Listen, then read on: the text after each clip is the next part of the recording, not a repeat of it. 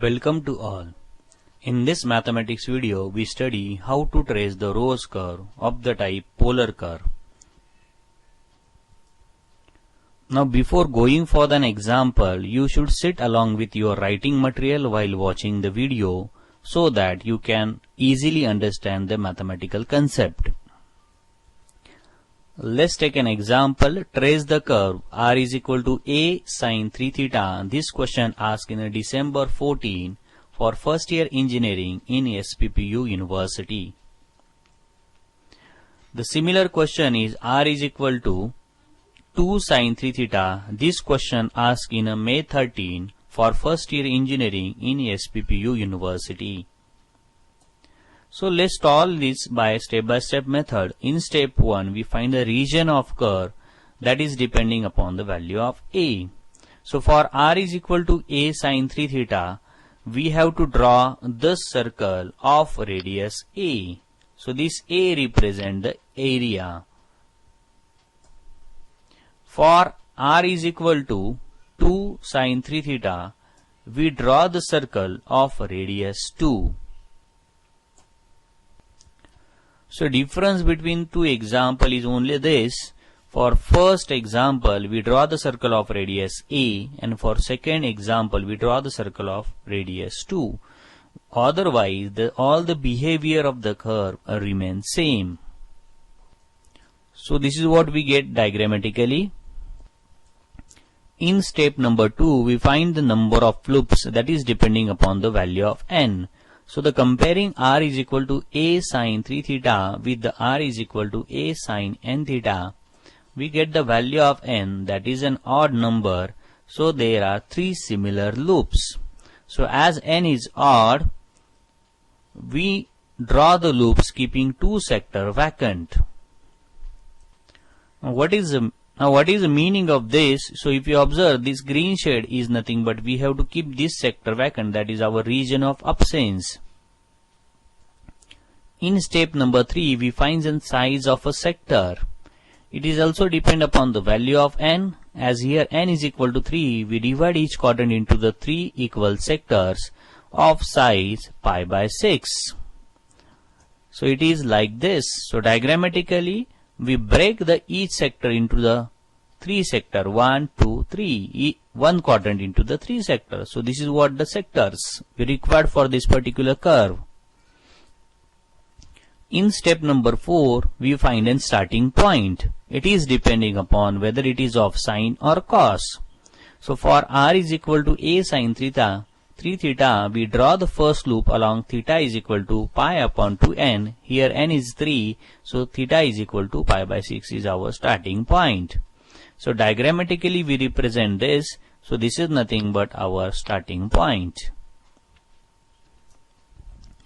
In step number 4, we find a different behavior of a tangent at each sector. So for that, we required r is equal to a sine 3 theta, that is radius vector.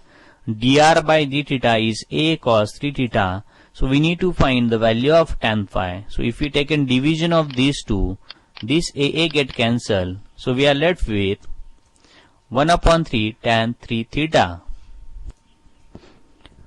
Now we prepare a table like this. For each sector we find a value. So for 0, 0, the r value is 0 and tan phi value is 0. For 30 it is a upon infinity. For 60 it is 0 upon 0.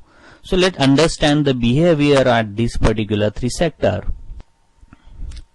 So if you observe, at theta equal to 0, the radius value is 0. So we get a behavior of a curve like this. At pi by 6, the value of r is a and it is infinity value tan phi. So we get curve behavior like this. At 2 pi by 6, radius value is 0. So behavior of a curve is like this. At 3 pi by 6 we get minus a infinity. At 4 pi by 6 we get 0, 0. At 5 pi by 6 we get a n infinity. Let's understand the behavior of a curve at this 3 pi by 6, 4 pi by 6 and 5 pi by 6. So if you observe, 3 pi by 6 is nothing but our region of absence. So we cannot trace anything in that area. At 4 pi by 6, the radius value is 0. So we get curve like this. At 5 pi by 6, r value is a and the tan phi value is infinity. So the curve behave like this. At 6 pi by 6, the r value is 0, tan phi value is 0. At 7 pi by 6, r value is minus a, tan phi value is infinity. At 8 pi by 6, r value is 0 and tan phi value is 0. So let's understand these three sectors with the help of Venn diagram. So at 6 pi by 6, the radius value is 0. So we get 6 pi by 6 behavior like this. At 7 pi by 6, there is a region of absence. And at 8 pi by 6, again we get a radius value is 0. So this is what the behavior for this particular three sectors. At 9 pi by 6, the value of r is a and tan phi is infinity. At 10 pi by 6, value of r is 0 and tan phi value is 0. At 11 pi by 6, value of r is minus a and tan phi is infinity. At 12 pi by 6, the value of r is 0 and tan phi value is 0, 0. So let's understand this last 4 sector with the help of Venn diagram.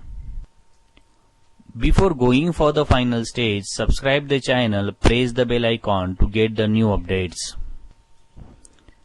So at 9 pi by 6, the value of r is a and tan phi is infinity. So the behavior of a curve like this.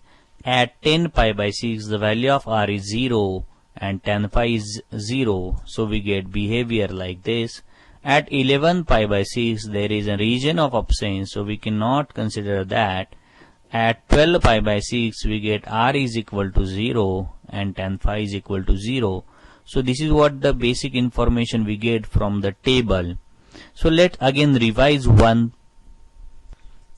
So from the table, we get this as a starting point. Then at 2 pi by 6, we get 0. At 4 pi by 6, we get 0. That is tan phi value is 0 and radius is 0. At 5 pi by 6, radius value is a and tan phi is infinity. At 6 pi by 6, radius value is 0 and tan phi is also 0. At 8 pi by 6, the radius value is 0 and tan phi is also 0. At 9 pi by 6, the radius value is a and tan phi is infinity. At 10 pi by 6, the radius value is 0 and tan phi is 0.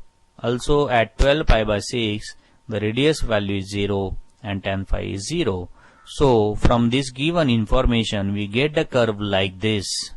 So the final curve is look like this. So this is how we trace the rose curve. Hope you understand. Thank you. Visit again, comment below, subscribe the channel to get the new updates. Do your best.